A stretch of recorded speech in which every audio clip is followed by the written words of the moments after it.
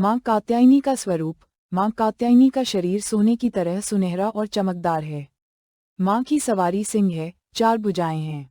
मान्यता है कि जो भक्त माँ कात्यायनी की सच्चे मन से पूजा करता है, उसके सारे कष्ट दूर हो जाते हैं।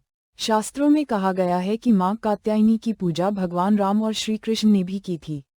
मान्यता है कि गोपियों ने श्री कृष्ण को पति रूप में पाने के लिए माता के इसी रूप की उपासना की थी। माँ कात्यायनी व्रत कथा। पौराणिक कथाओं के अनुसार देव ऋषि कात्यायन माँ दुर्गा के परम उपासक थे।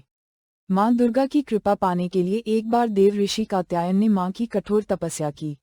ऋषि की तपस्या से प्रसन्न होकर माँ प्रकट होकर बोलीं, वत्स, जो वर मांगना चाहते हो मांगो।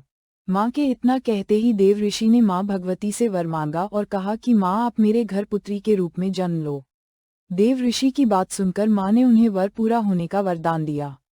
जब तीनों लोक पर महिषासुर नामक दैत्य का अत्याचार बढ़ गया और देवी देवता उसके कृत्य से परेशान हो गए, तब ब्रह्मा, विष्णु और भगवान शिव के तेज से माता ने महर्षि कात्यायन के घर जन्म लिया। इसलिए माता के इस स्वरूप को कात्यायनी के नाम से जाना जाता है। माता के जन्म के बाद कात्यायन ऋषि ने सप्तमी, अष्टमी और नवमी 3 दिनों तक माँ कात्यायनी की विधिवत पूजा अर्चना की। इसके बाद माँ कात्यायनी ने दशमी के दिन महिषासुर नामक दैत्य का वध कर तीनों लोक को उसके अत्याचार से बचाया।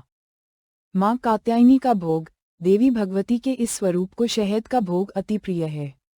शास्त्रों में वर्णन है कि महिषासुर से लड़ते हुए देवी माँ जब थक गई थीं तो उन्होंने शहद लगे पान का सेवन किया था। अगर आप प्रसाद चढ़ा रही हैं तो पान और शहद वाली खीर बनाकर चढ़ाएं। ऐसे में आप भी इस खास दिन माता को भोग लगाने के लिए शहद की खीर बना सकते हैं।